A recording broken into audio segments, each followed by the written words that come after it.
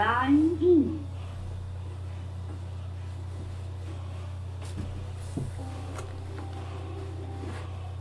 Line in.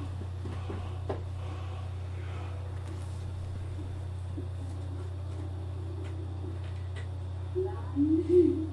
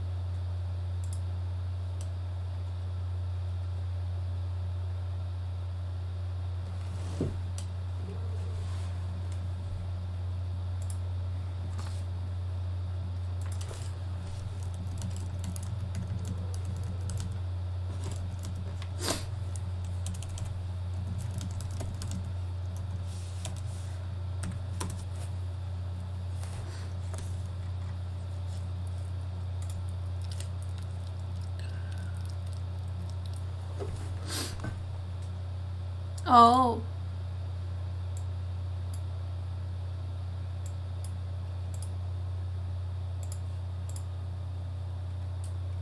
Hello? Hello. Okay, so that's that.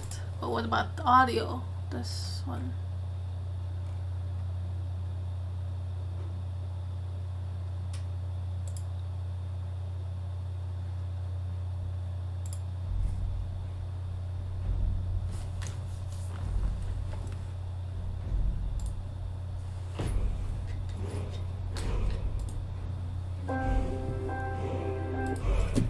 Line in.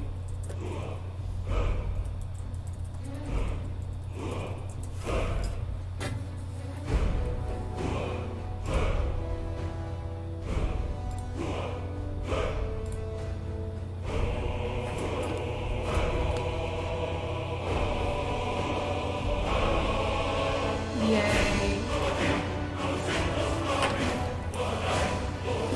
We're in business. I hope I didn't do something stupid with my character.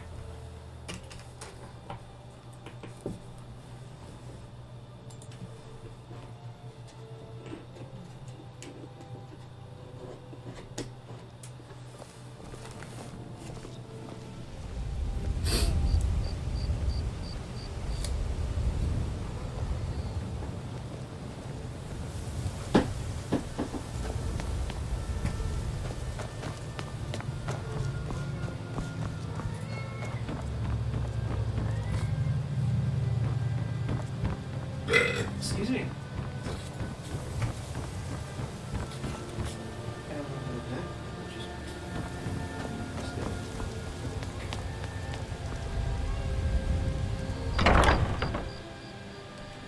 Just be good. Blessings of Mara upon you. How may I help you, my daughter? Wonderful. Where to begin? Mara is the goddess of love. The temple spreads her gifts by tending to the sick, the poor, and the lost. We also perform wedding ceremonies for all the loving couples in Skyrim. Yes, if you were ready, of course. Are you familiar with how marriage works in Skyrim? Typically, love in Skyrim is as earnest as the people who live here. Life is hard and short, so there's little room for long courtship. A person who is looking for a spouse simply wears an amulet of Mara about the neck, showing they are available. When another person shows interest and the two agree to be together, one of them comes to the temple and we arrange a ceremony.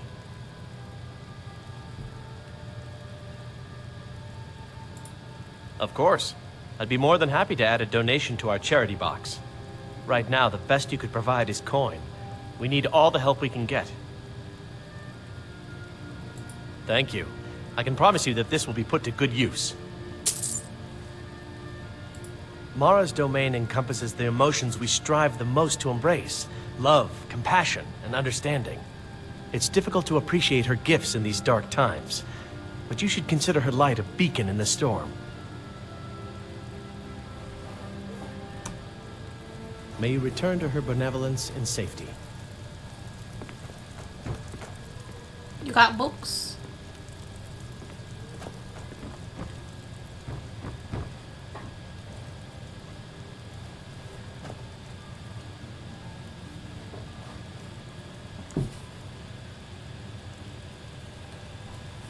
Found books.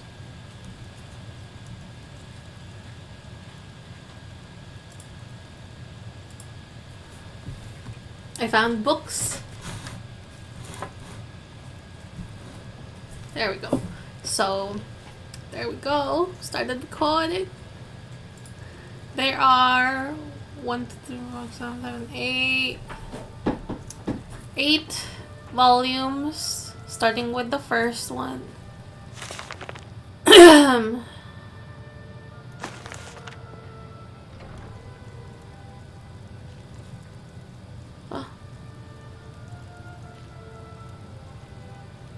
Oh God.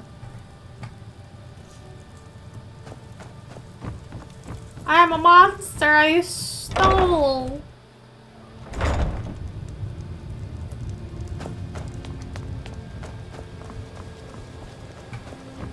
No lollygagging.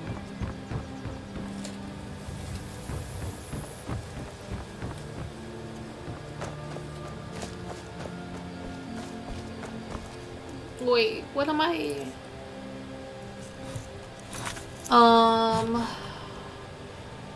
Achieve the Dragonstone. No. I don't want to achieve the Dragonstone.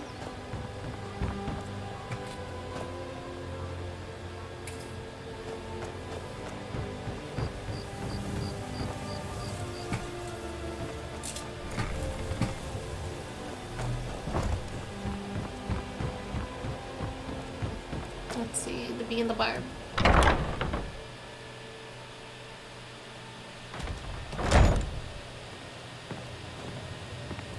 Is there something I can do for you? If you'll excuse me, I have other things to attend to. Looking for work? I need someone to deliver a message to Sibby Blackbriar. Ah, well, I recently approached Sibby Blackbriar about buying Frost, one of the finest breeding horses in Skyrim. He agreed to sell. I paid Sibby half the cost of Frost up front, but before he could deliver, Maven had him locked up. Sibby believes this exempts him from our deal. It does not. I want you to talk to Sibby for me. Then I want you to bring me Frost and the lineage papers that prove the horse's worth. Ah, you're a smart woman. That's exactly what I wanted to hear. Head to the Riften jail and talk to Sibby. Get him to tell you where Frost and his lineage papers are and bring them to me outside Riften. You'll be well paid for your time. I'm not exactly comfortable around guards or jails. Definitely not when associates of mine have been locked up. No, I'll meet you outside of town. No idea, but whatever he did, it must have angered Maven. No guard would lock up a Blackbriar without the old lady's permission. I'll meet you outside of town.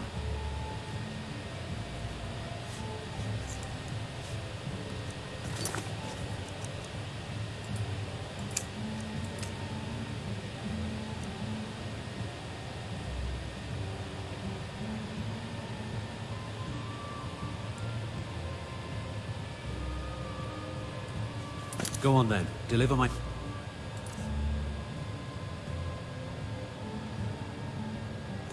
message to Sibby. Oh I man. presume you're bothering me for a good reason.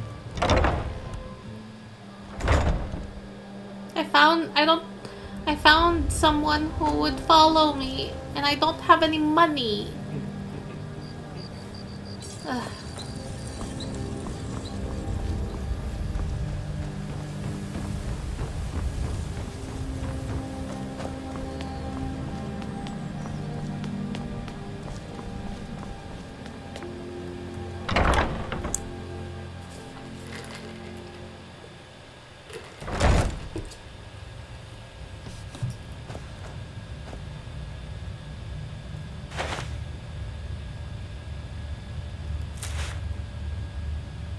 Ooh. A Dance in Fire, Chapter 4 by Wauhin Jarth. 18 Boss Mary and 1 Cyrodiilic, former senior clerk for an Imperial building commission, trudged through the jungle westward from the Silo River to the ancient village of Vindisi. For Decimus Scotti, the jungle was hostile, unfamiliar ground. The enormous vermiculated trees filled the bright morning with darkness, and resembled nothing so much as grasping claws bent on impeding their progress. Even the fronds of the low plants quivered with malevolent energy. What was worse, he was not alone in his anxiety. His fellow travelers, the natives who had survived the Khajiit attacks on the village of Grenos and Athe, wore faces of undisguised fear. There was something sentient in the jungle, and not merely the mad but benevolent indigenous spirits. In his peripheral vision, Scotti could see the shadows of the Khajiiti following the refugees, leaping from tree to tree. When he turned to face them, the lithe forms vanished into the gloom as if they had never been there. But he knew he had seen them, and the Bosmeri saw them too, and quickened their pace. After 18 hours, bitten raw by insects, scratched by 1,000 thorns, they emerged into a valley clearing. It was night, but a row of blazing torches greeted them, illuminating the leather-wrought tents and jumbled stones of the hamlet of Vindisi. At the end of the valley, the torches marked a sacred site, a gnarled bower of trees pressed close together to form a temple. Wordlessly, the boss Mary walked the torch arcade towards the trees. Scotti followed them. When they reached the solid mass of living wood with the only one gaping portal, Scotti could see a dim blue light glowing within. A low, sonorous moan from 100 voices echoed within. The boss Mary maiden he had been following held out her hand, stopping him. "You do not understand, but no outsider, not even a friend, may enter," she said. "This is a holy place." Scotti nodded and watched the refugees march into the temple, heads bowed. Their voices joined with the ones within. When the last wood elf had gone inside, Scotti turned his attention back to the village. There must be food to be had somewhere. A tendril of smoke and a faint whiff of roasting venison beyond the torchlight led him. There were 5 Cyrodiils, 2 Bretons, and a Nord. The group gathered around a campfire of glowing white stones, pulling steaming strips of meat from the cadaver of a great stag. At Scotty's approach, they rose up, but the Nord, who was distracted by his hunk of animal flesh. "Good evening, sorry to interrupt, but I was wondering if I might have a little something to eat. I'm afraid I'm rather hungry after walking all day with some refugees from Grenos and Athe." They bade him to sit down and eat and introduce themselves. "So the war is back on, it seems," said Scotti amiably. "Best thing for these Athe." "Do nothing," replied the Nord in between bites. "I've never seen such a lazy culture. Now they... excuse me. Now they've got the Khajiiti striking them on land and high elves at sea. If there's any province that deserves a little distress, it's damnable Valenwood." "I don't see how they're so offensive to you," laughed one of the Bretons. They're congenital thieves, even worse than the Khajiiti." "Ooh, excuse me!" "Because they are so blessed, meek in their aggression." The Nord spat out a gob of fat which sizzled on the hot stones of the fire. Ew, that's gross. "They spread their forests into territory that doesn't belong to them, slowly infiltrating their neighbors, and they're puzzled when elsewhere shoves back at them. They're all villains of the worst order." What are you doing here? Asked Scotty. I'm a diplomat from the court of Gehenna, muttered the Nord, returning to his food. What about you? What are you doing here? Asked one of the Cyrodiils. I work for Lord Atreus' building commission in the Imperial City, said Scotty. One of my former colleagues suggested I come down to Valenwood. He said the war was over and I could contract a great deal of business for my firm rebuilding what was lost. One disaster after another, and I've lost all my money. I'm in the middle of a rekindling of war, and I cannot find my former colleague. Oh, jeez. Your former colleague, murmured another of the Cyrodiils who had introduced himself as Regulus. He wasn't by any chance named Leodis Juris, was he? You know him? He lured me down to Valenwood in nearly the exact same circumstances, smiled Regulus grimly.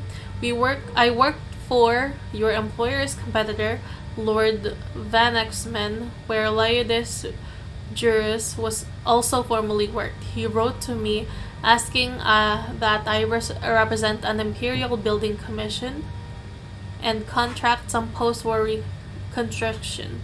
I had just been released from my employment, and I thought that if I brought some new business, I could have my job back. Juris and I met an Athe, and he said he was going to arrange a very lucrative meeting with the Sylvanar. Scotty was stunned. Where is he now? I'm no theologian, so I couldn't say. Regulus shrugged. He's dead. When the Khajiit attacked Athe, they began torching the harbor when Juris was readying his boat. Or I should say my boat, since it was purchased with the gold I brought.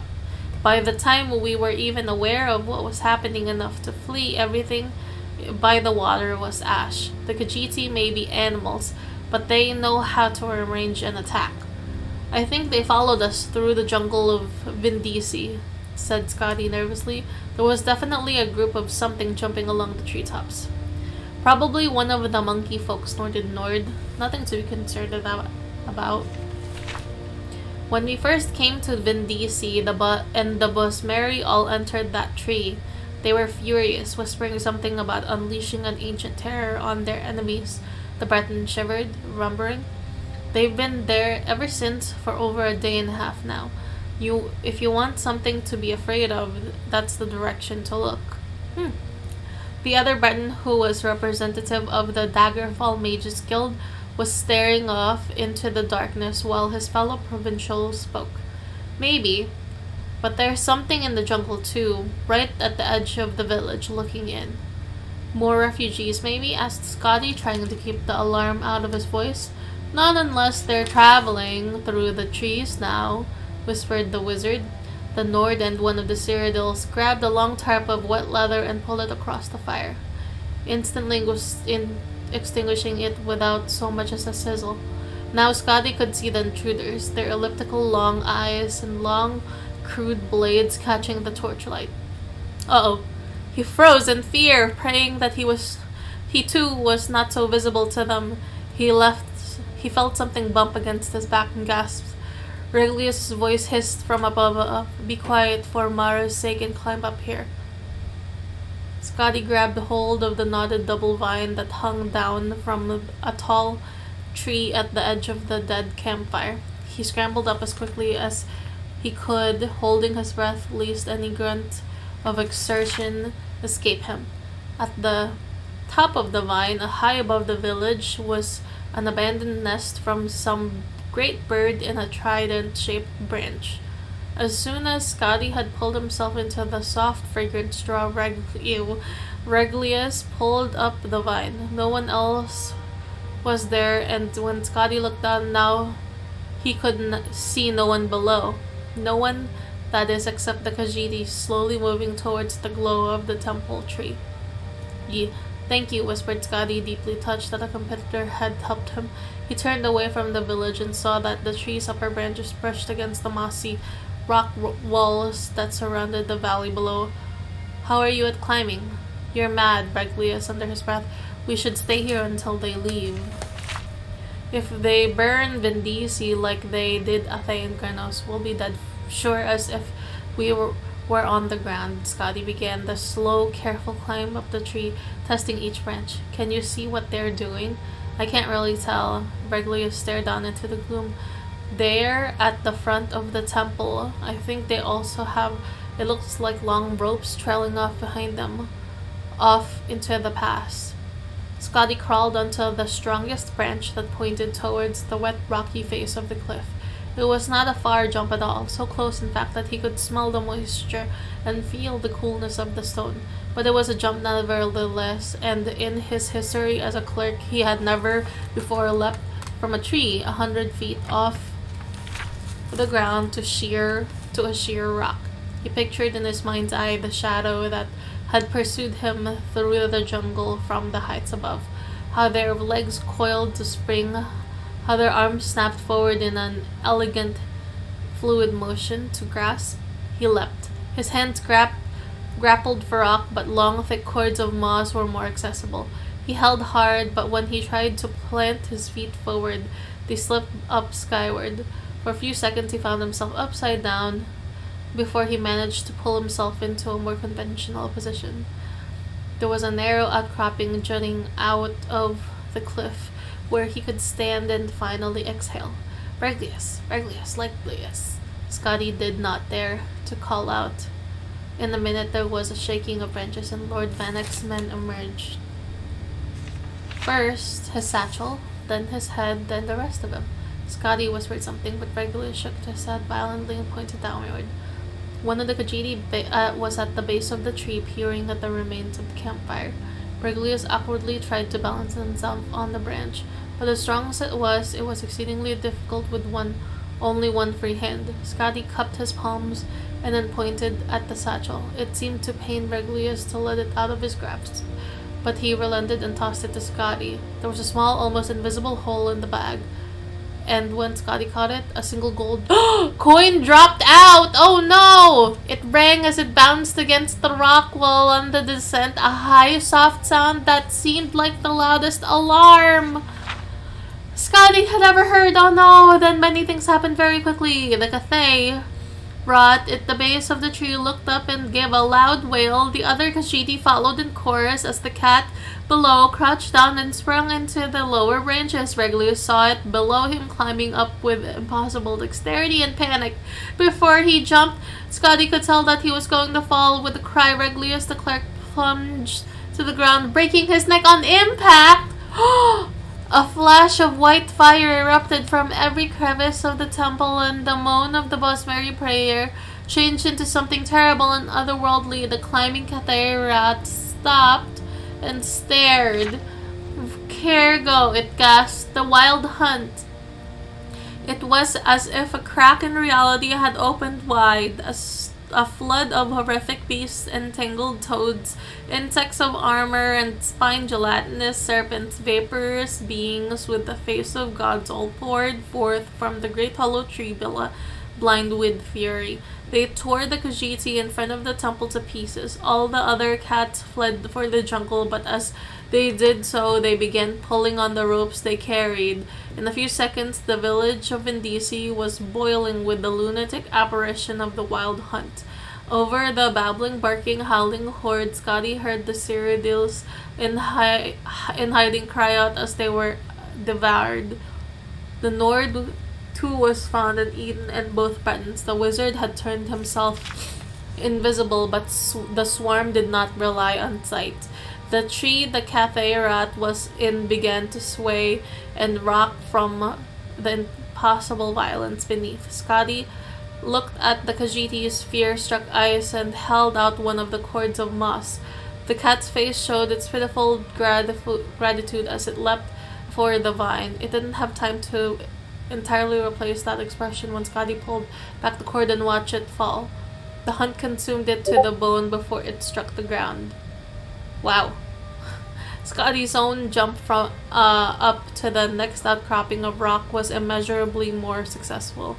From there, he pulled himself to the top of the cliff and was able to look down into the chaos that had been the village of Vindisi. The hunt's mass had grown and began to spill out through the pass out of the valley, pursuing the fleeing Khajiit. It was then that the madness truly began.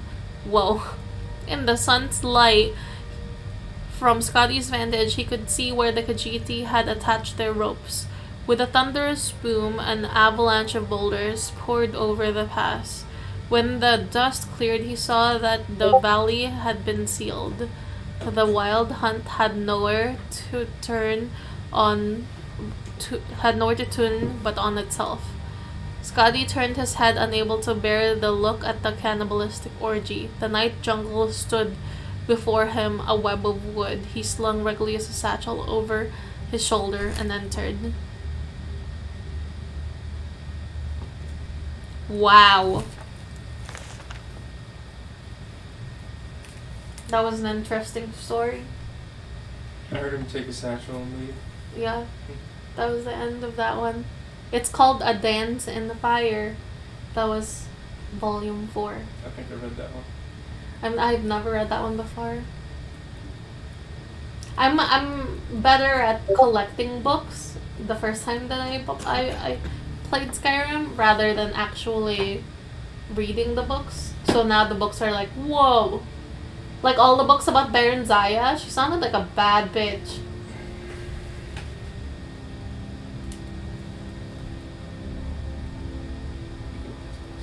I think it's your Buzz. Okay, let's look for more books. There's Mary, you don't want to get up?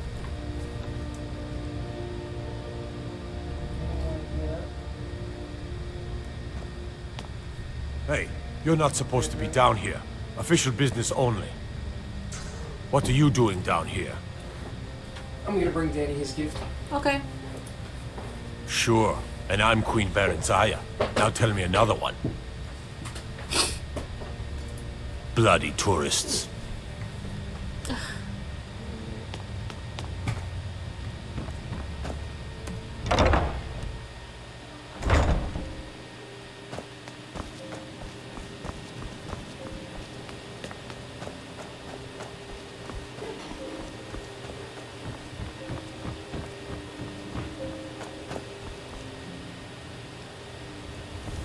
Ah, you're back. What have you discovered?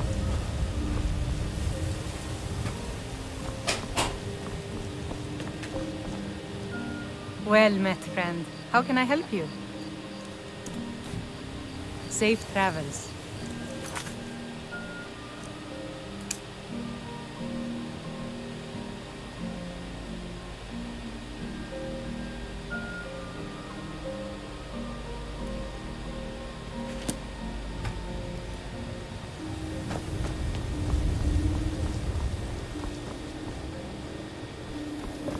Be careful.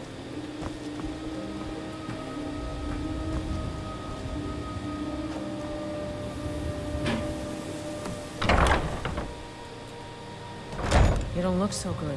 Are you feeling all right? Oh, come on. I know. Got the stupid rock joint.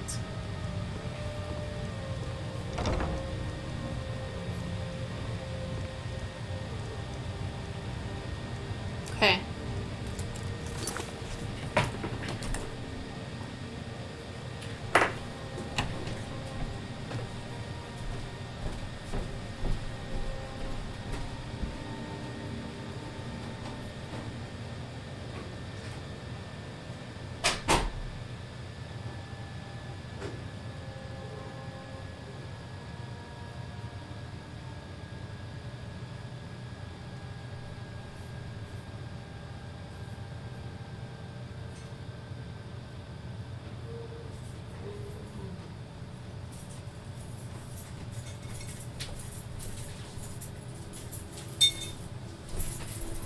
Hey, where did Danny's gift go? On the back of the couch.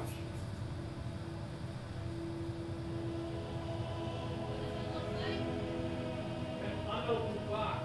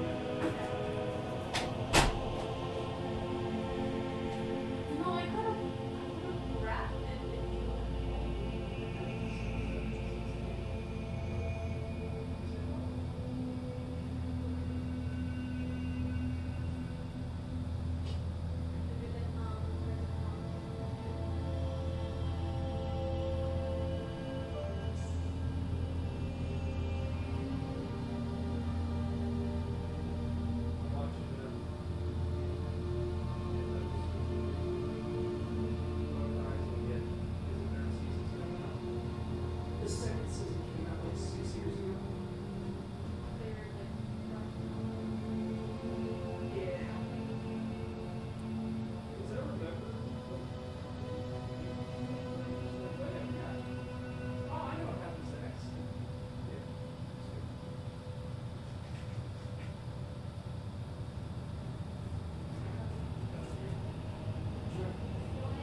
Okay.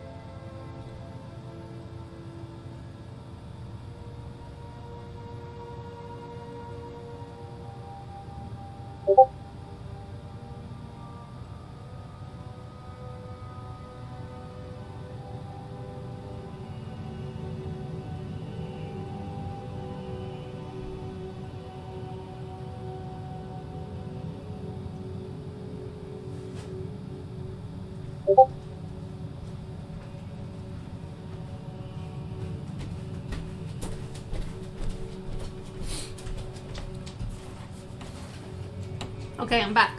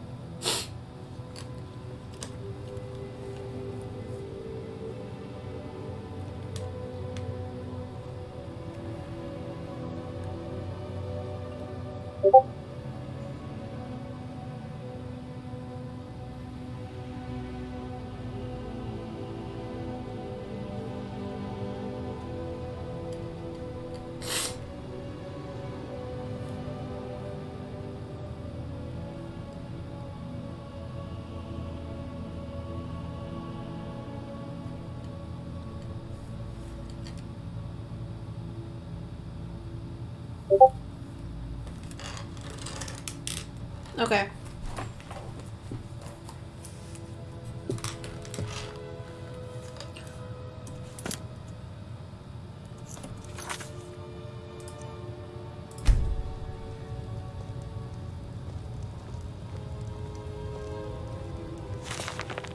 Okay.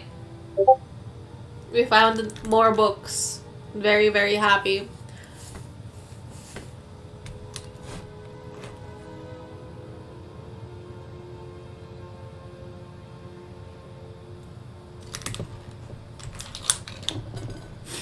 Okay. The City of Stone, a Sellsword's Guide to Markath. Ooh, Markath! By Amanda Ayaya, Mercenary. If you're cutting your coins across Skyrim, you'll want to point your blade towards Markath, the capital city of the Reach. There's no end of trouble in the City of Stone, and that means plenty of ways for you to earn your supper. Your sellsword instincts should point you towards the wealthiest patrons with the fattest purses to work for, but you need to mind yourself during your resting hours. Markath isn't like your Whiterun, where mercenary companies like the Companions make a sellsword an honored professional. No, Markath has its own rules. Rules that the natives aren't going to just tell you. Lucky for you, old Mrs. Ayaya is here to shine the torch over your thick skulls. First thing you'll notice in the City of Stone is the stone. They say dwarves cut out the city from the mountain, and maybe they did by the look of it. But what it really means is that the whole place is vertical. The streets are really cliffs. Long story short, be careful when you've got a belly full of mead. When you enter the city proper, you'll immediately hit the market. The merchants usually sell food and jewelry on the streets. Meat is the preferred ration. The craggy rocks in the area make for poor farming land, and silver is what's used to make most all the rings and necklaces you might try, thanks to the large silver mine in the city. We'll get to that in a bit. Whatever you do, don't ask the Markath city guard about anything. They are about as helpful as an angry frostbite spider while you're caught in its web. And if you mention anything about the Forsworn to them, they might spit in your eye. Speaking of the Forsworn, these wild men and women will be your main source of income while you're in Markath. The Jarl almost always has a bounty on some Forsworn leader or another, and if you don't mind going blade to axe with someone 2 septims short of a pint of ale, it's steady work. The Silver Blood Inn is where you want to head into after seeing the market. The drinks are, as usual, watered down, and judging by the metallic taste, with water from the rivers that run through the city's smelter district. What's important here is getting a room to stay in. You won't find any friendly faces to con your way into a cheap place to stay in Markath. The natives don't trust strangers, so save yourself the trouble and put down your coin to rent a real room. After you've spent a day recovering from travel, you'll see that Markath is divided into 2 sides, with the big crag in the center. The part with the big river running through is called the riverside, and the other side is called the dry side. The riverside is where the smelter and native workers lives, so don't bother going there. Instead, head directly to dry side and talk to the local Nord nobles and see what problems you can start solving at the highest rate. 2 major places to see are the Temple of Dibella and Sidna Mine. Ooh, the temple rests on the top of the center crag, a good place to go if you're on good terms with the divines.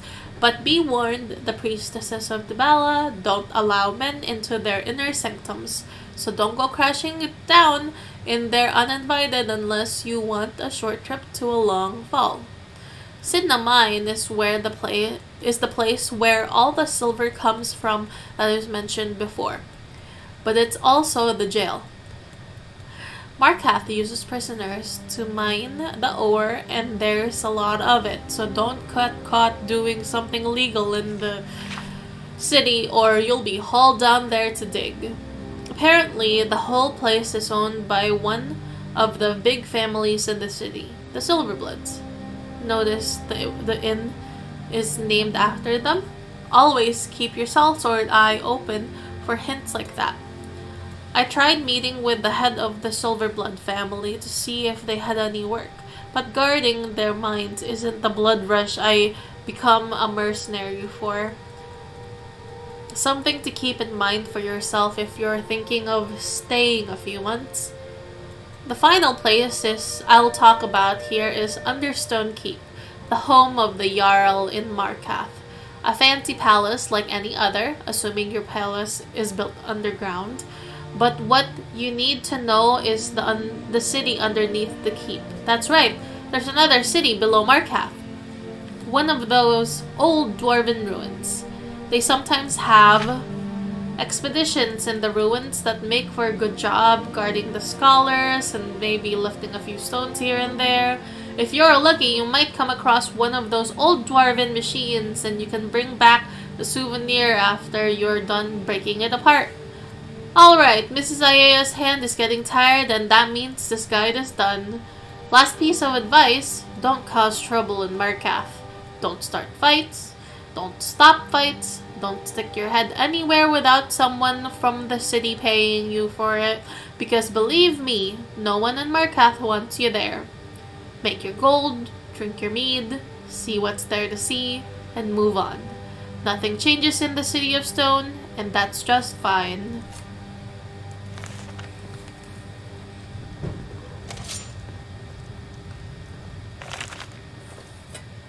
Urbane Speciary, Hargravens. I'll be right back.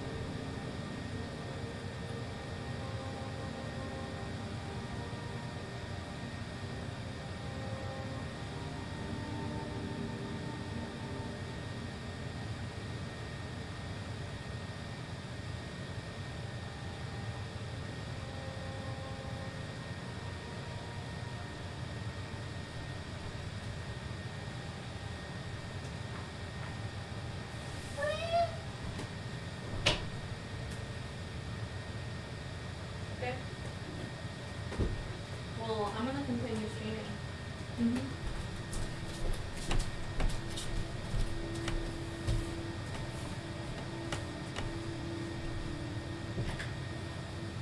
I got some coffee, got more water.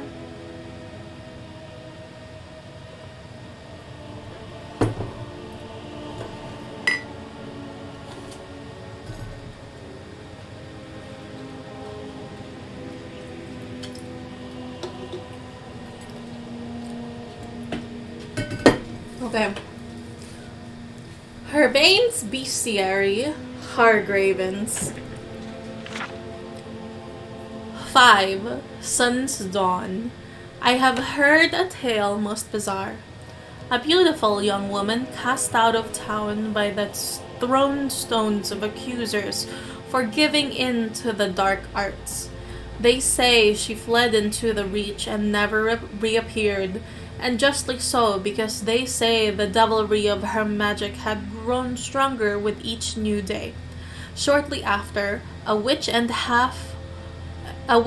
of half woman and half bird had been sighted deep in the mountains, and as the sightings increased, the young women began to disappear. This tale has brought me to the Reach, where this witch they call a Hargraven makes its home.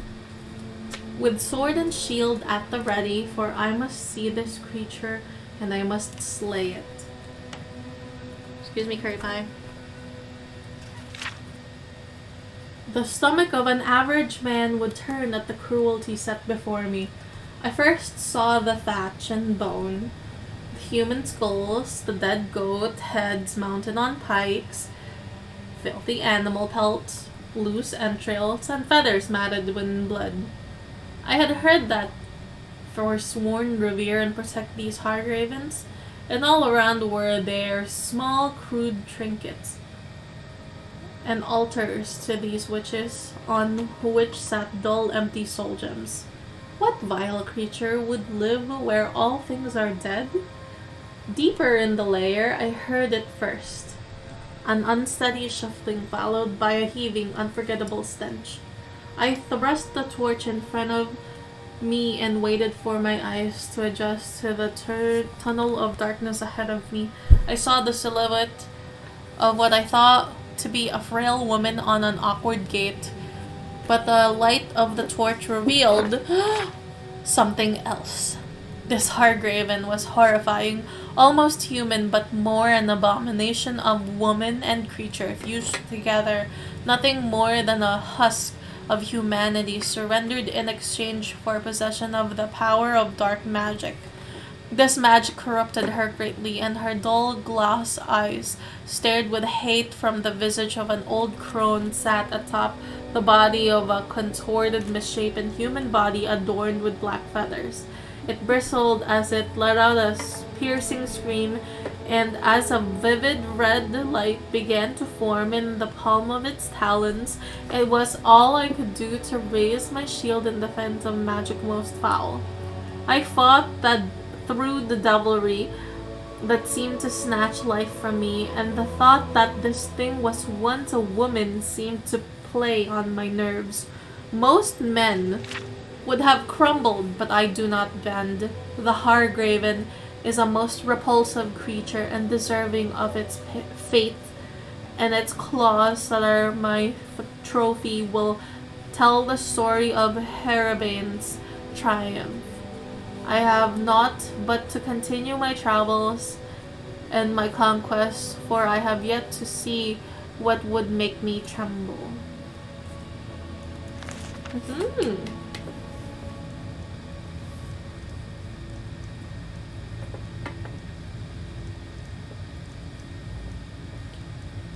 City of Stone, Herbate's Bestiaries, Wabajack. Oh, shit. You're not supposed Wabajack.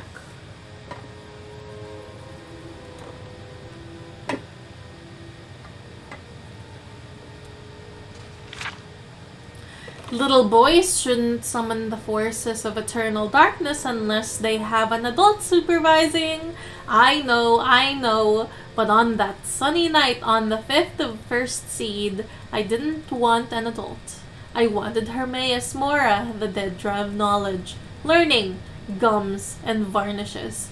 You see, I was told by a beautiful large-breasted man who lived under the library in my hometown that the 5th of First Seed was Hermaeus Mora's night, and if I wanted the Oma Infinium book, the Book of Knowledge, I had to summon him. When you're the new king of solitude, every bit of knowledge helps. Normally, you need a witch's coven or a mage's guild, or at least matching pillowcase and sheets to invoke a prince of oblivion. The man under the library showed me how to do it myself. He told me to wait until the storm was at its height before shaving the cat. I've forgotten the rest of the ceremony. It doesn't matter. Someone appeared who I thought was Hermaeus Mora. The only thing that made me somewhat suspicious was Hermaeus Mora, from what I read, was a big, blobby, multi-eyed, clawed monstrosity, and the guy looked like a waistcoated banker. Also, he kept calling himself Sheogorath, not Hermaeus Mora. Still, I was so happy to have succeeded summoning Hermaeus Mora, these inconsistencies did not bother me. He had me do some things that didn't make any sense to me, beyond the mortal scope, breadth, and ken, I suppose. And then his servant happily gave me something he called the Wabajack. Wabajack. Wabajack. Wabajack. Wabajack. Wabajack. Wabajack. Wabajack. Wabajack. Wabajack. Maybe the Wabajack is the Book of Knowledge. Maybe I'm smarter because I know cats can be bats, can be rats, can be hats, can be gnats, can be can be feces, And that doors can be bores, can be snores, can be floors, can be roars, can be spores, can be yours, can be mine. I must be smart, for the interconnective system is very clear to me. Then why, or wherefore, do people keep calling me mad? Wabbajack, wabbajack, wabbajack. Be here. Huh? I'm not gonna warn you again. Get out, or I'll call the guards. Okay. Should've listened. Guards! You didn't even give me time.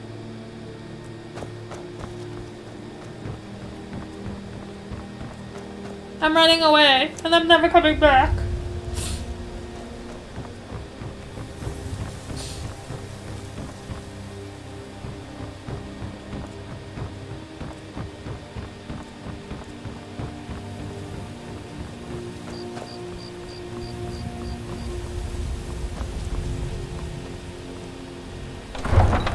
I guess I'll go fight stuff. Right, Curry Pie? I'll go fight stuff. I still need more books.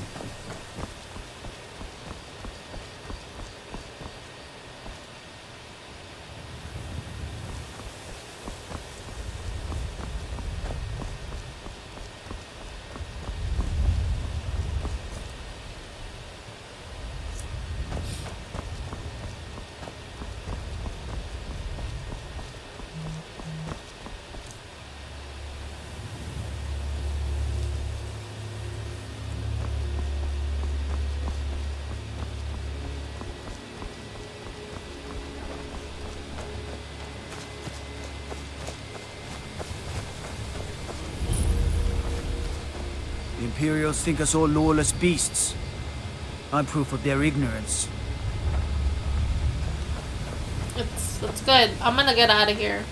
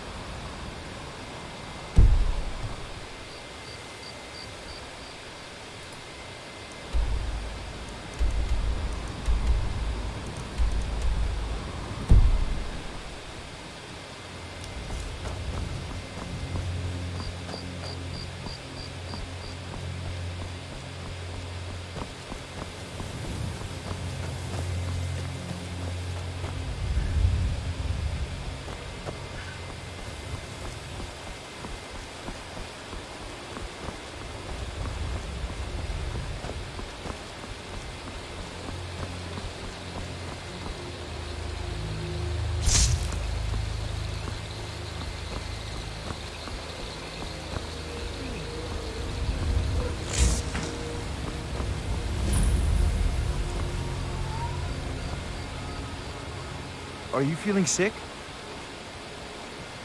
Hmm?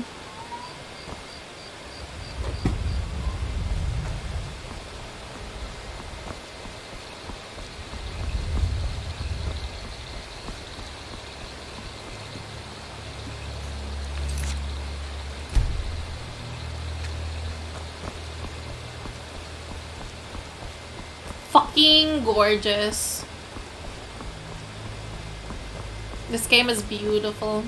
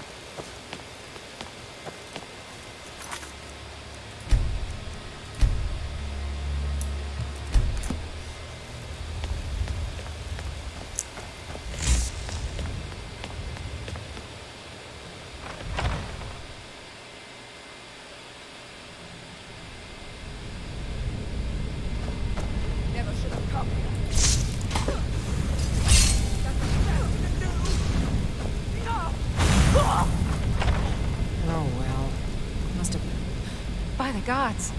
I know this looks bad. Let me explain. I didn't want to, but she attacked to try and keep me from leaving. I can't be a part of this place anymore. The things we do here, evil, evil things. No more! I called it home. Now I know that was a mistake. I am, or was part of a coven serving the hag ravens that live here. So was she.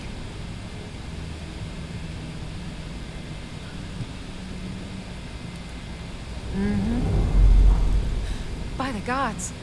I know this looks bad. Let me explain. I called it home. Now I know that was a mistake. I am, or was part of a coven serving the hag ravens that live here. So was she. I didn't want to, but she attacked to try and keep me from leaving. I can't be a part of this place anymore. The things we do here, evil, evil things. No more! We were supposed to find a sacrifice. Human sacrifice. I told her I couldn't do it, and she attacked. I've done horrible things living here, but never taken an innocent life.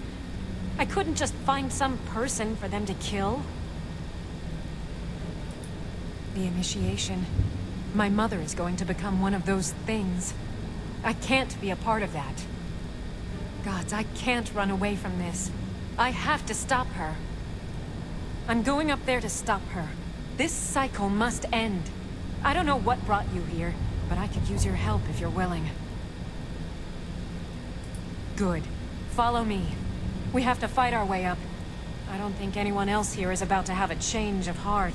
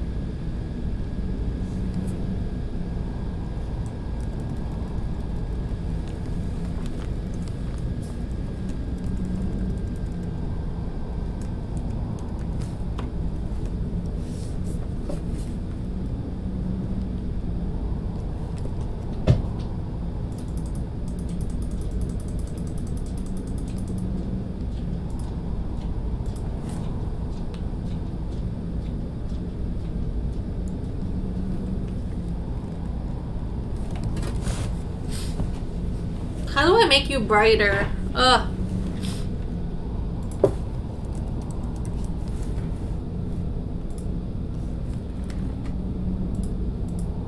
There we go.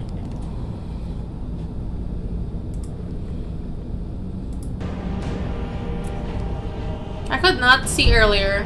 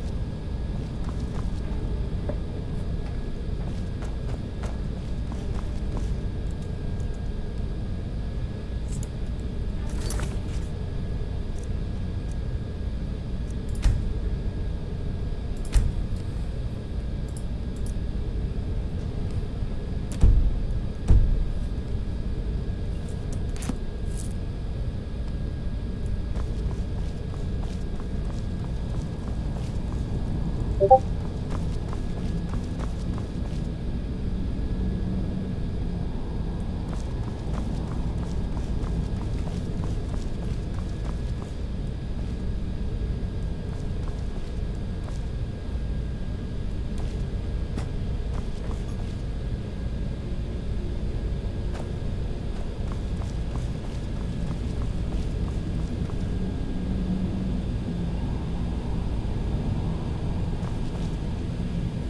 don't know where the fuck she went.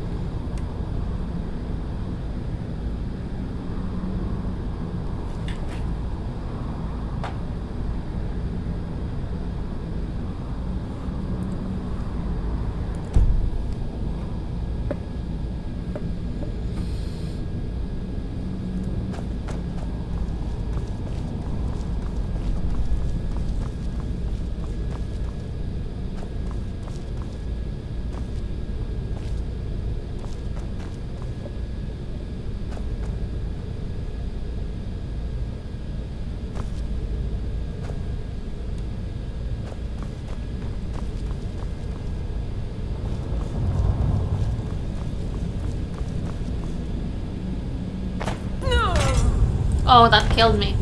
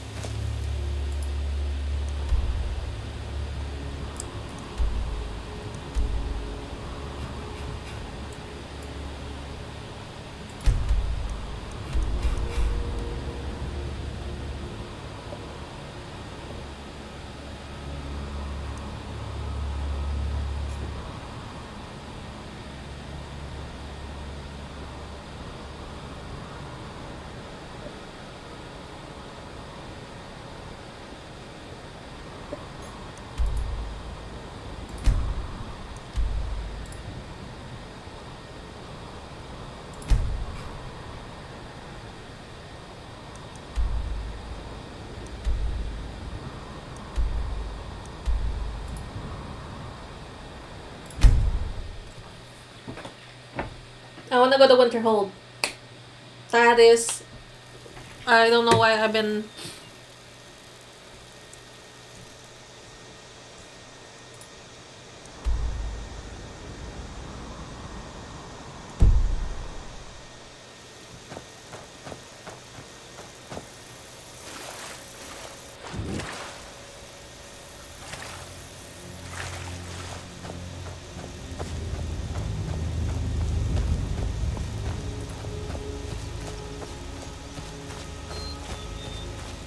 That's close enough.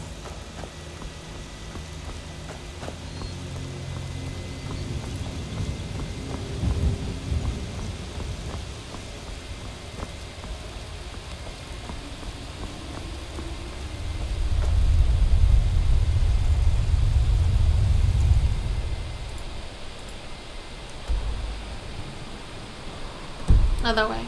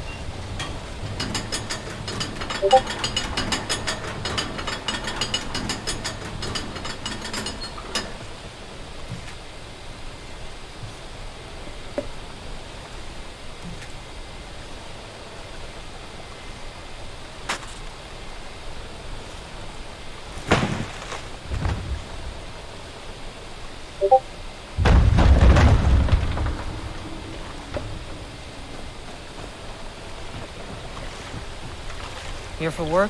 Get an axe and bring me all the wood you can chop.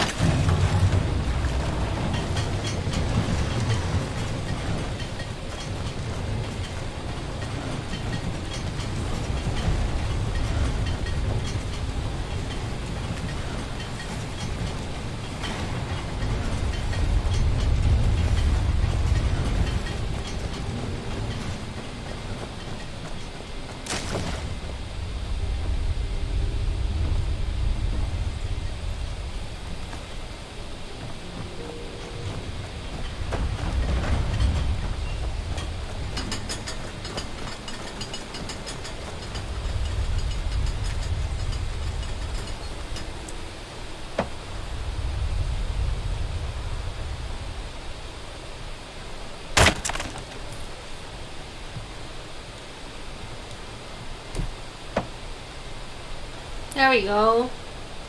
I feel like I haven't been talking much. I'll be right back.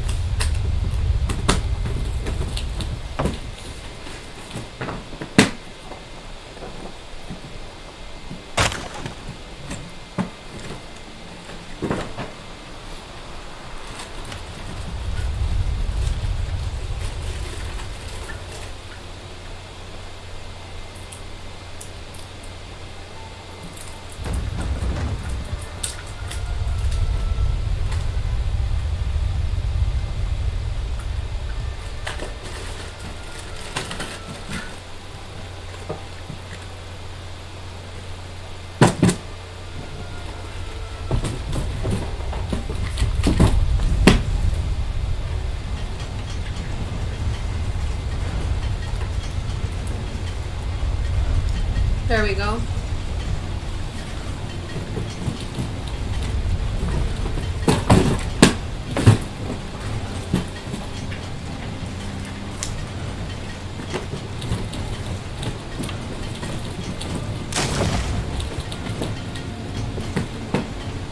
There we go. Okay. So I'm gonna keep chopping wood. I need money. So while I'm doing that, one of the things that I want to do is to get rid of old makeup.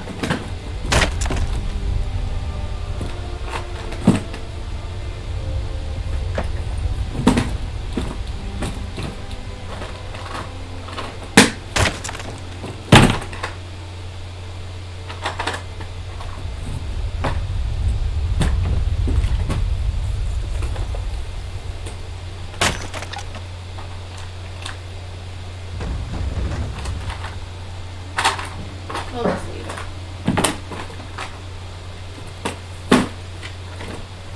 Okay. So there's this lipstick that I got a long time ago from Shiro Cosmetics. And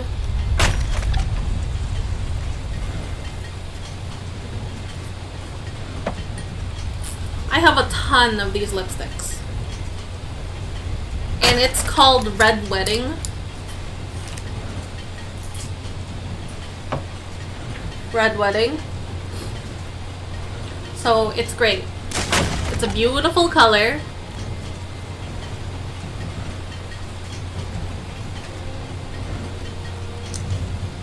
It's this beautiful red color.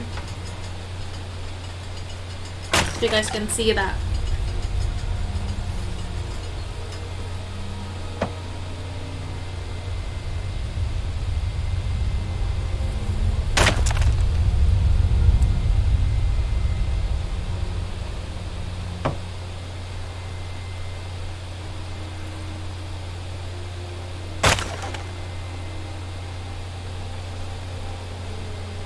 Okay. I just wanted to do that.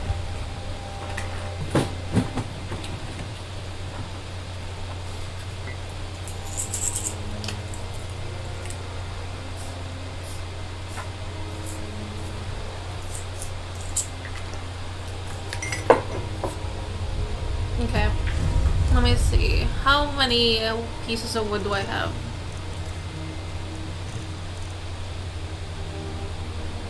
Firewood, 30.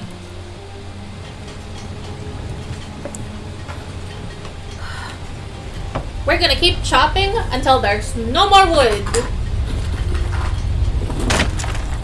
So I decided to open up one of those lipsticks because I'm going to throw out old lipsticks that I've been using. And the same thing with eye stuff. Like my mascara. Gotta get rid of it.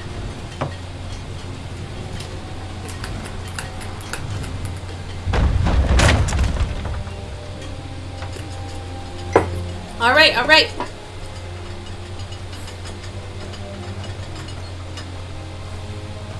Oh, that's a chicken.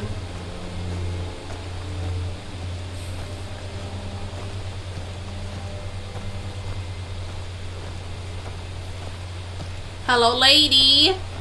I have firewood for you. Lady.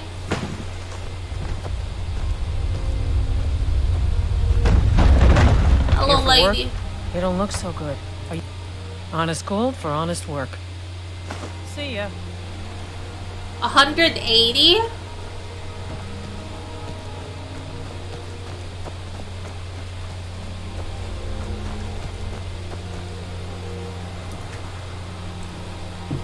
I'm gonna keep doing this.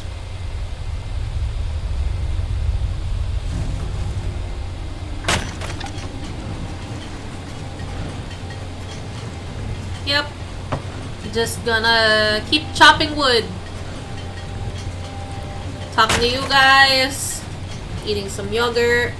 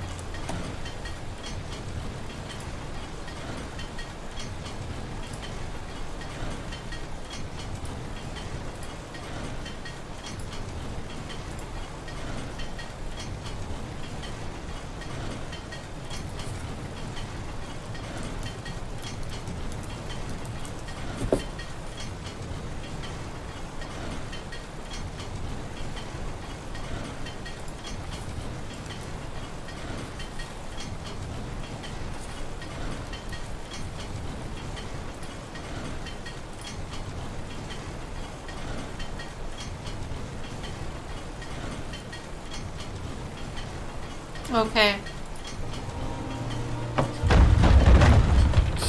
I'ma just keep doing this.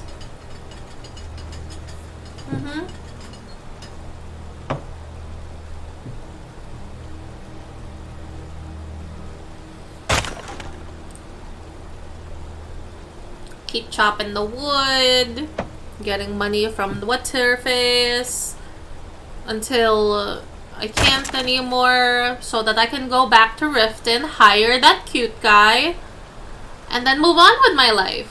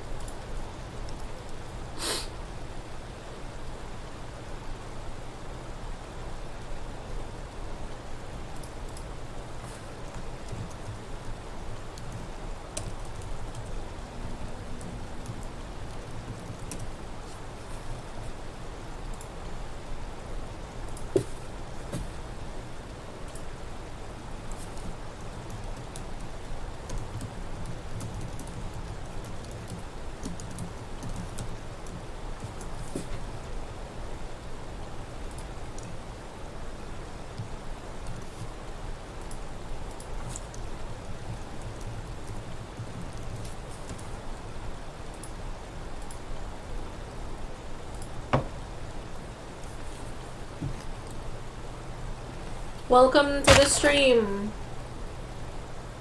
If you're new here, say hello in the chat.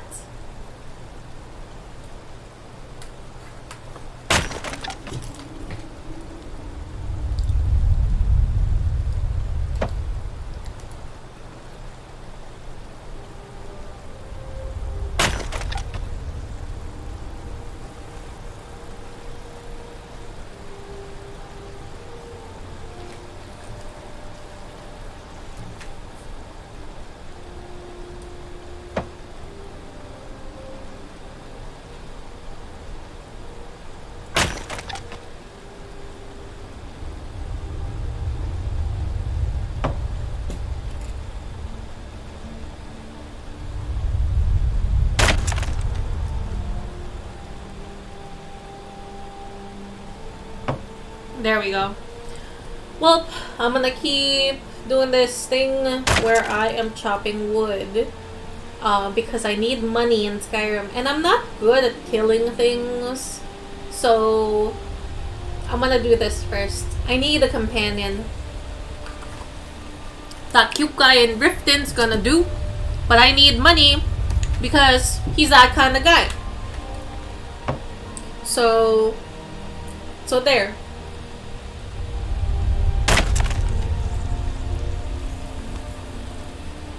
If you're new here, you want to say hi in chat. I have no access to the chat through this one, but I'm watching myself from my main channel, Shane Rains. So if you say hi, I'll say hi back.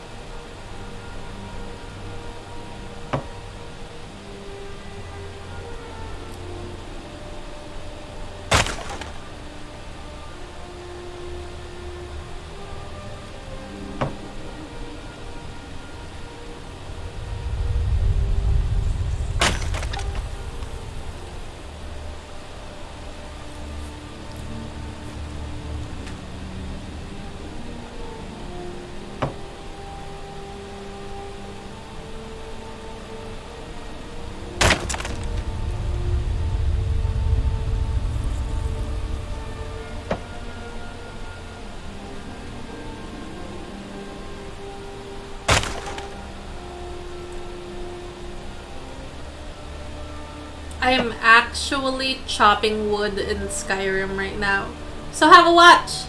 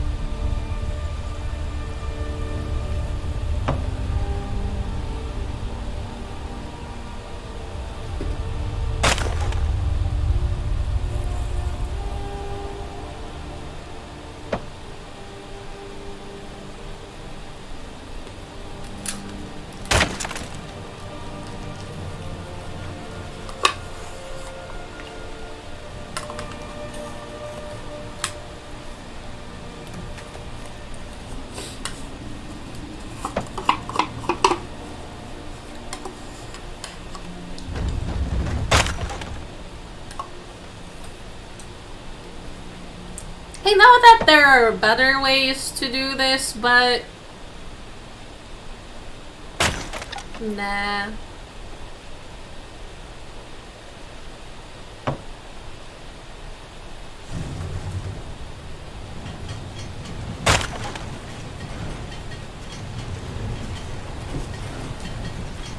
Let's see. How many do I have?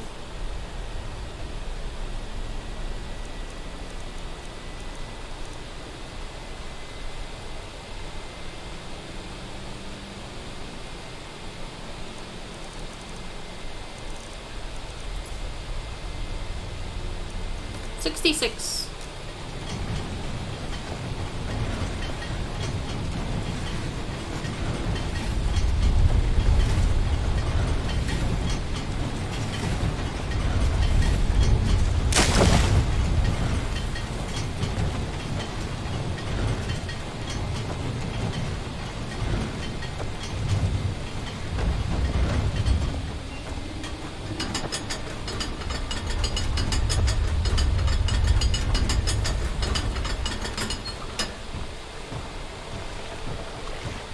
Here for work? Get an... Now here's a woman. Honest gold for honest work. Yeah,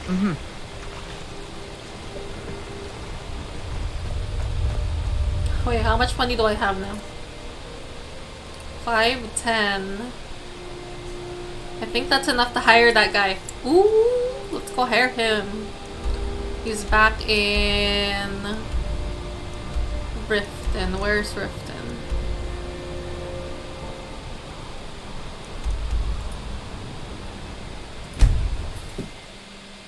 He's at that restaurant. Please help me. I'm going to lose my job at the Riften Fishery.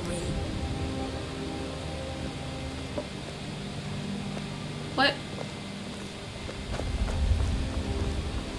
Is it this place? No, it's Aaron's house. Is it this place?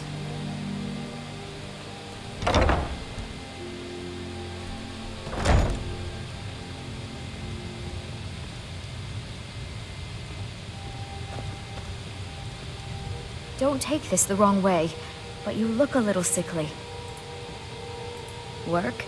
I suppose you can call it that. I call it slavery. I work my fingers to the bone keeping this disgusting place clean. Ever since my parents died and Helga took me in, it's been a nightmare. You really dropped that fork How right was I now? to know she was such a wretched woman?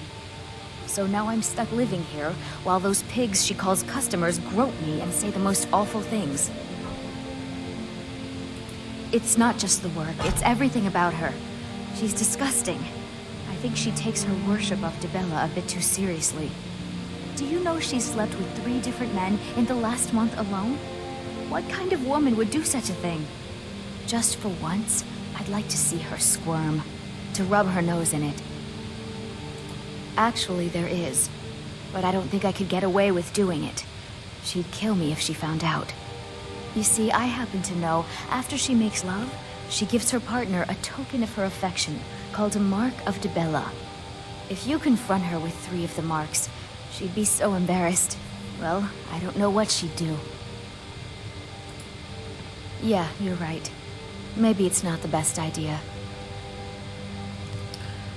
Yeah. Sure, leave. Not like you care anyway. Alright, I'm out of here. This isn't where I wanted to be anyway. The bunkhouse isn't an inn. What can I do for you? Sure, leave. Not like you care anyway. Need a drink, you go to the Bee and Barb. Stay out of the Ragged Flagon. Stay out of the racket.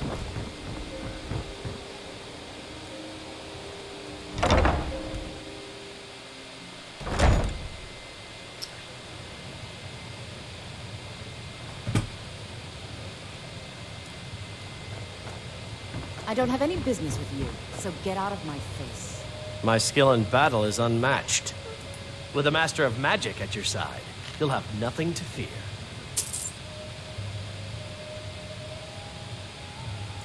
All right, what is it?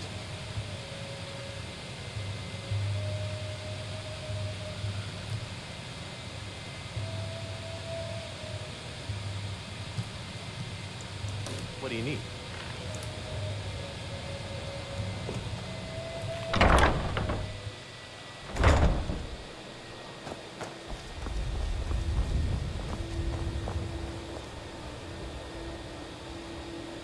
Yes!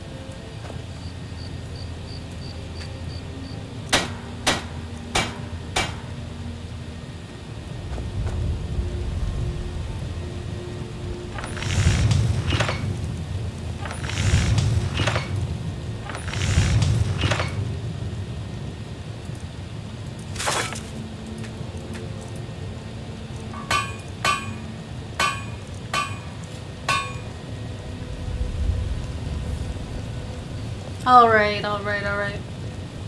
Let's... Ooh, what's that? I didn't touch this one. Grindstone.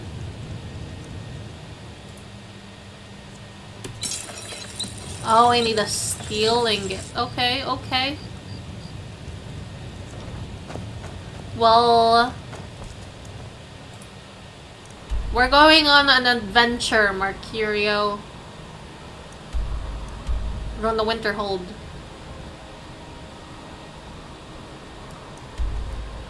In order to get to Winterhold, we need to get to the Windhelm. In order to get to Windhelm, we got to get to the closest possible place we were at before. Okay.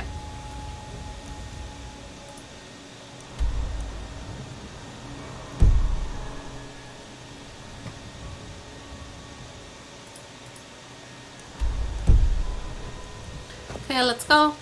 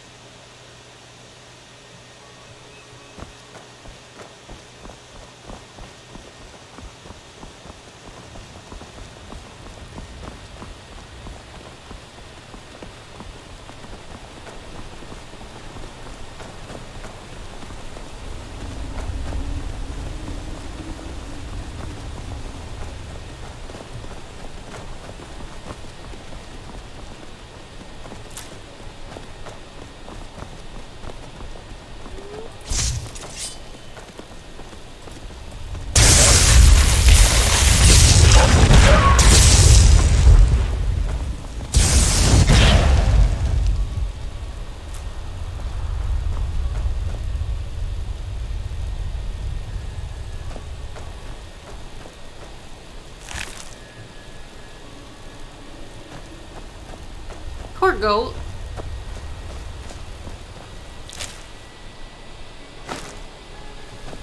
Let's go. You and your fucking, what is that word? Homicidal ass.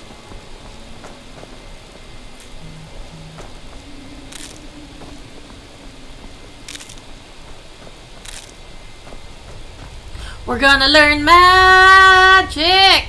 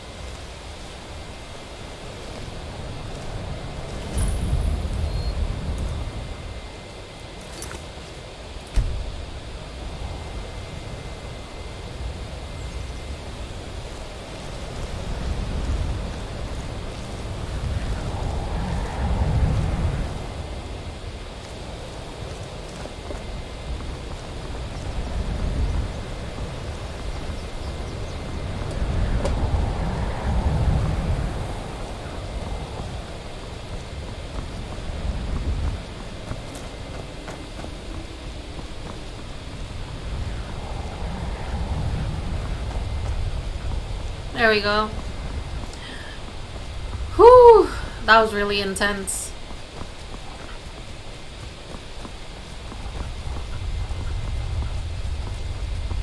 What is that?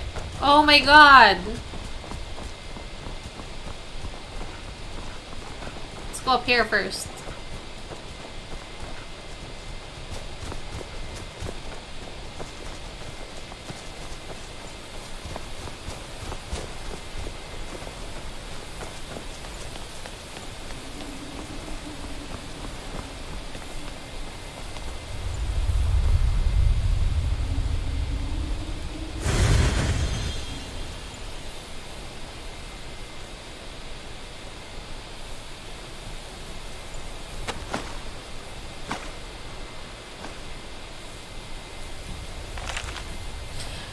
The Talus Mistake by Leonora Venedas. Let's make sure that we're recording this.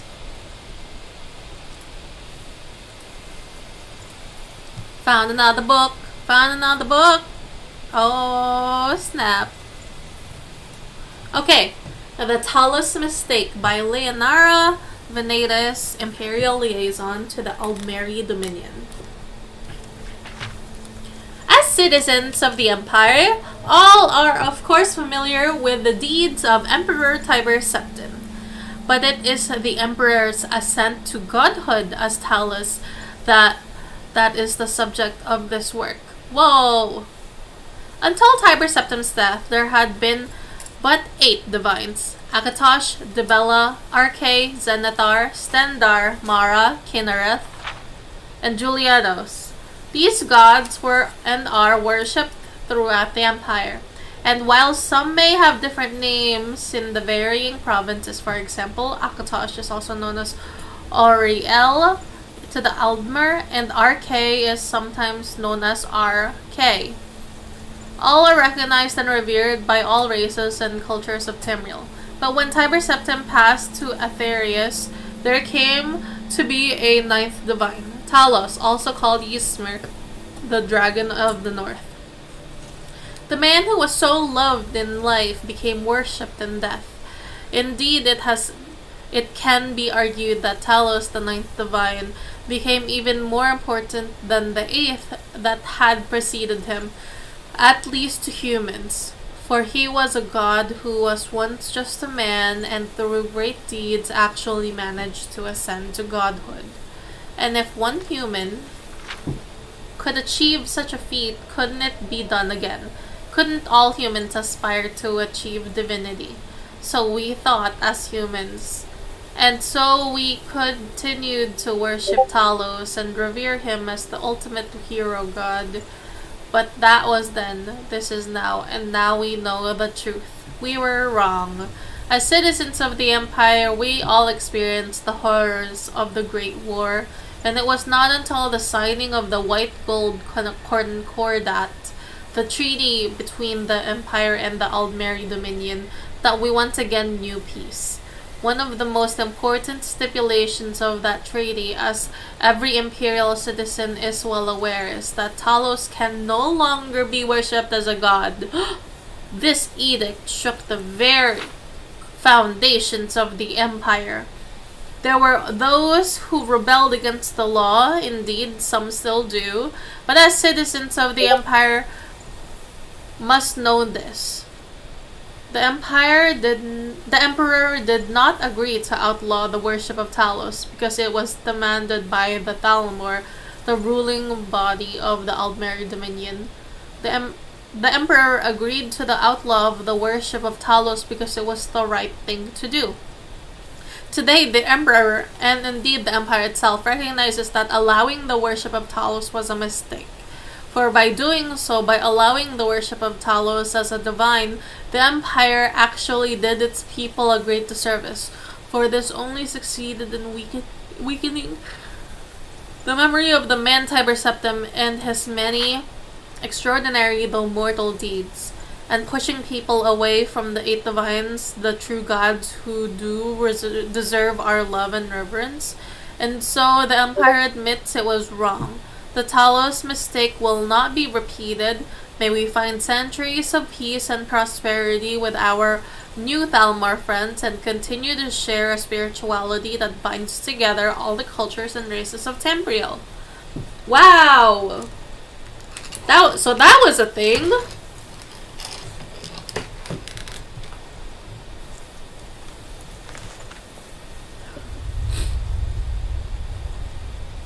Oh yeah, that's right, I told you to follow me. I was like, who the fuck are you? Let's go. Let's go, hunky boy.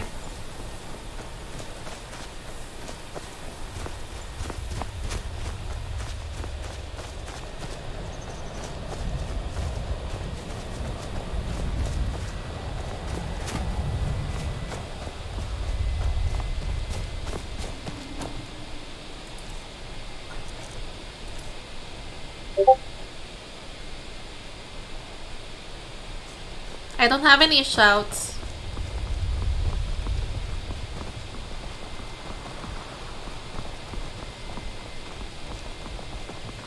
Wow! Gorgeous, gorgeous. Very pretty. Oh, what's this? Can I pick this? Is it berries? Yes, no berries.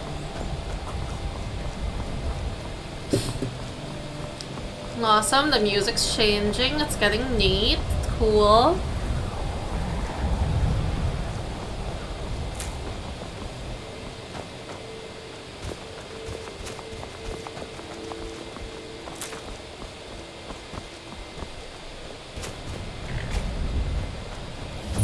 Windhelm Stables! What up, Windhelm? I'm here!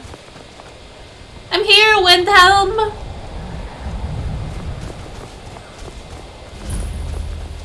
Brandy Mug Farm. Okay, let's see. A person! The cruel seas have been sailors for generations. In truth, I regret not following in the footsteps of my ancestors. That's on you. That's on you.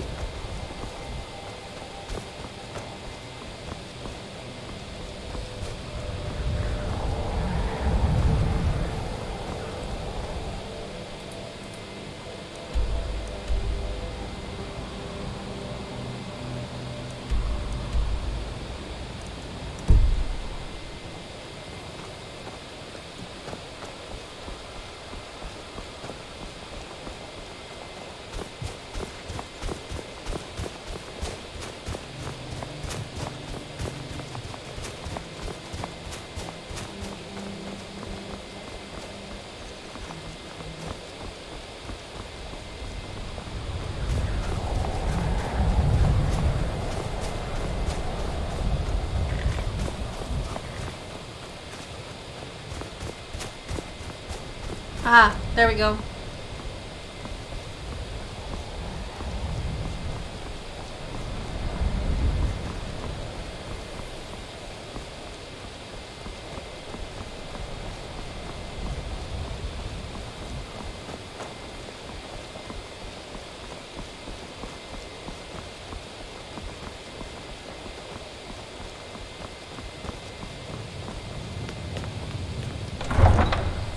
Yay, Windhelm!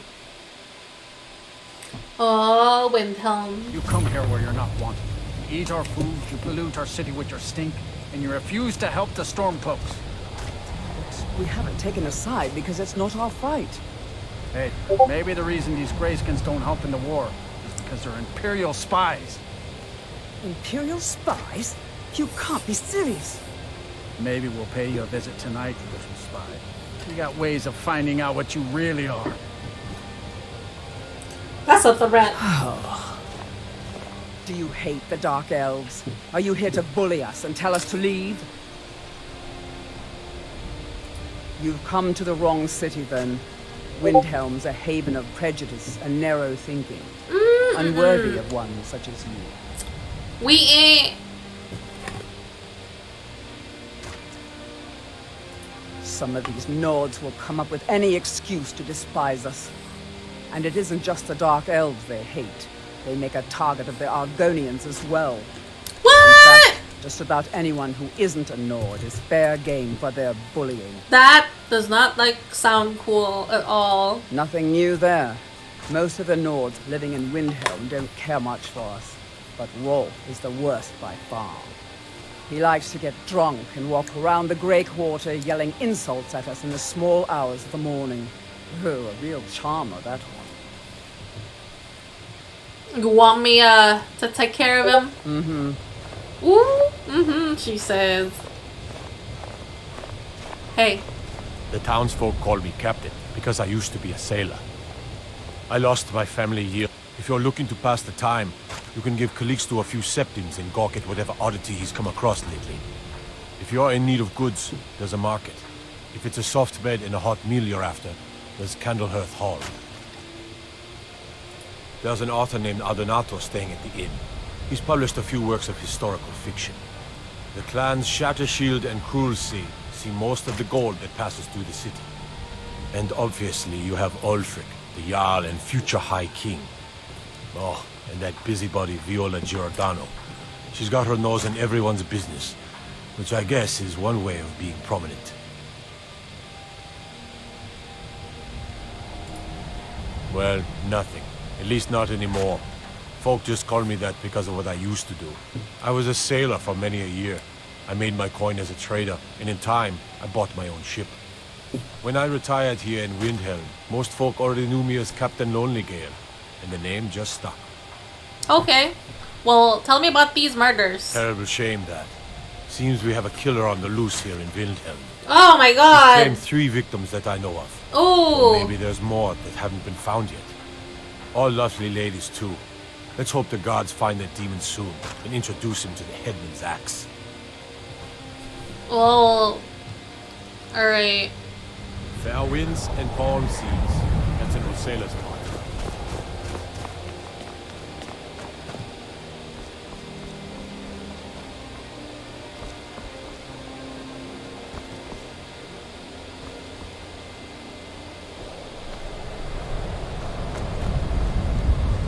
You know what? Let's get the fuck out of here. This city sucks. There's no greenery. Everything's dead. Ugh. 2 out of 10, Windhelm.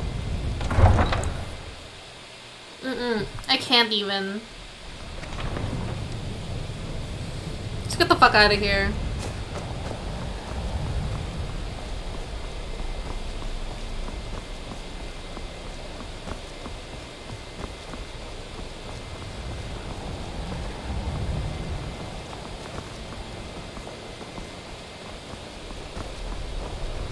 Don't get tricked, we gotta get out of here.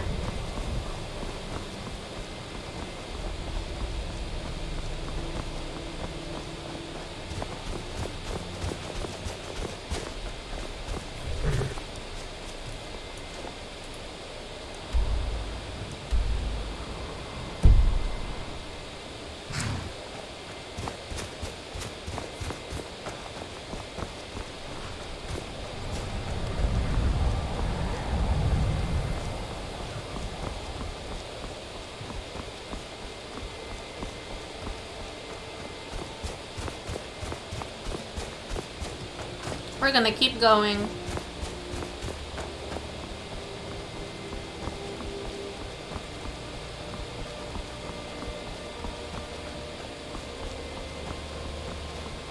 It's that guy again.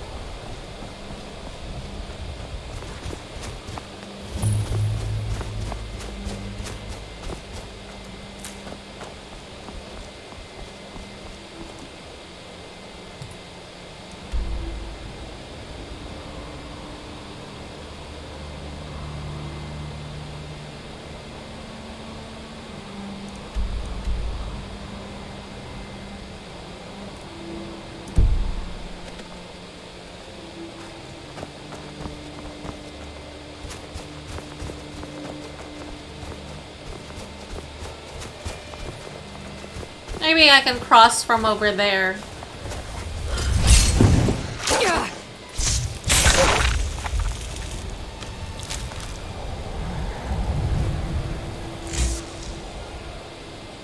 Come on, let's go.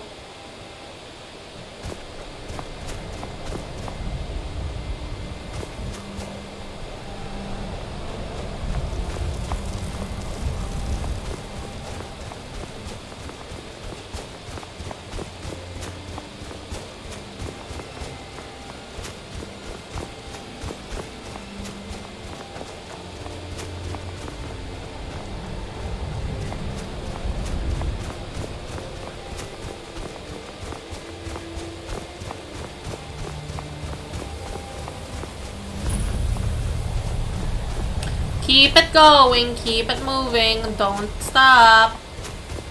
Get it, get it. Okay.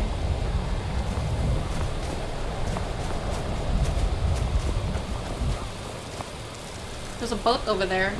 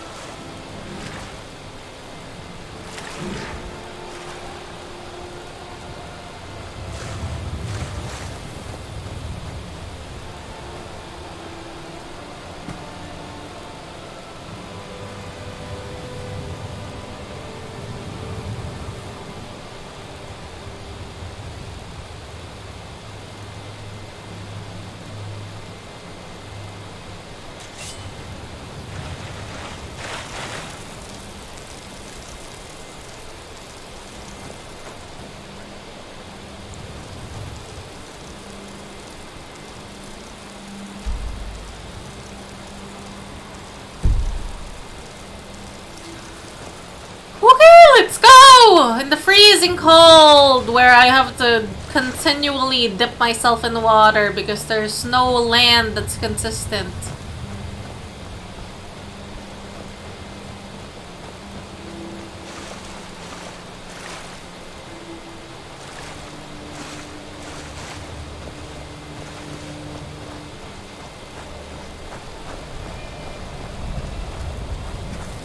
I'm glad you're alive.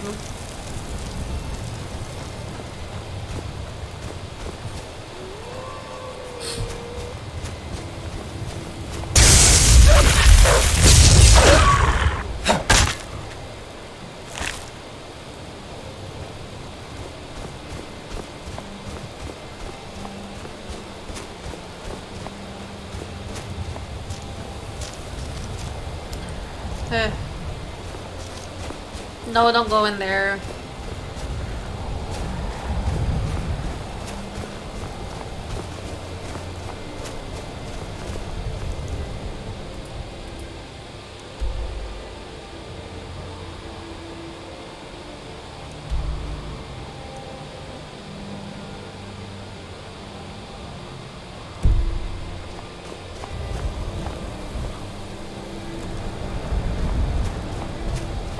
Okay, we're gonna go this way instead.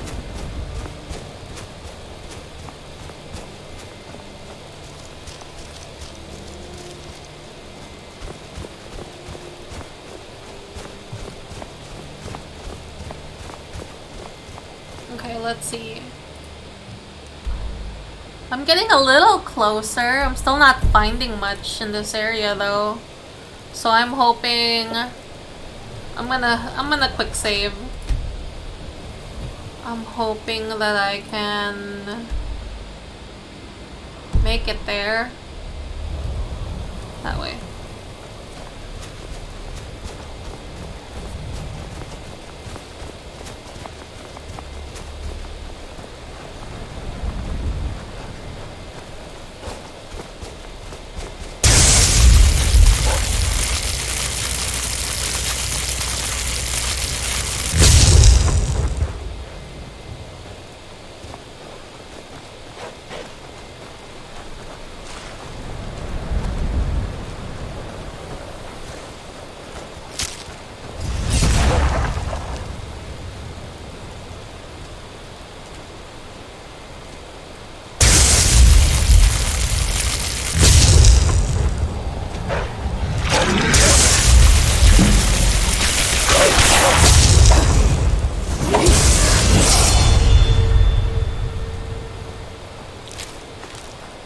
Did you die too? Well, I'm not gonna put you because I can eat you.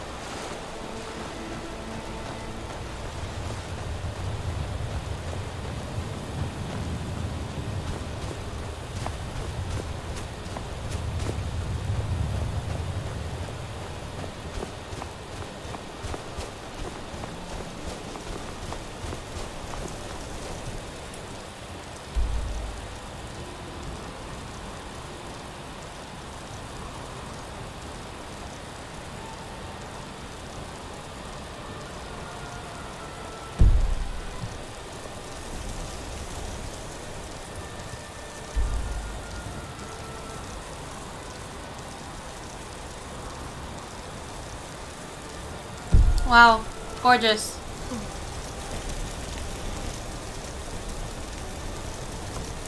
Let's go.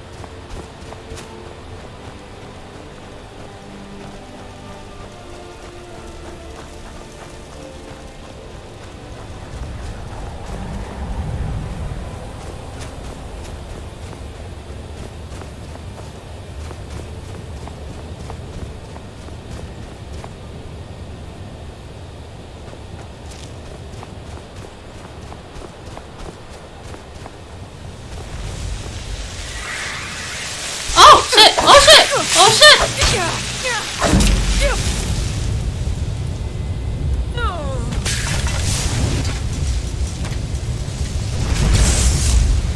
I thought they were so pretty. I didn't know they were gonna kill me.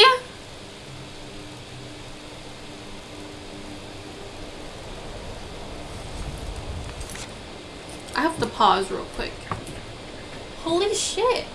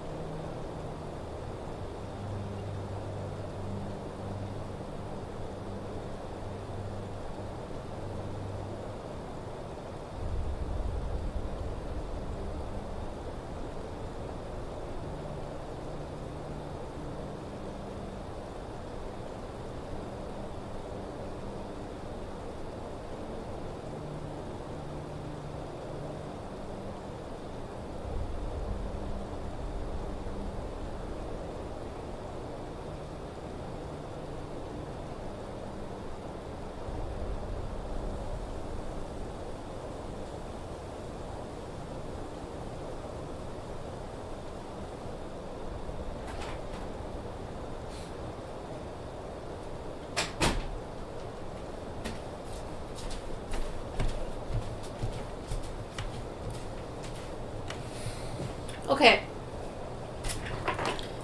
I think I'm actually gonna pop off. Quit. Desktop. Yes. Oh, stop recording. And have a good night, you guys.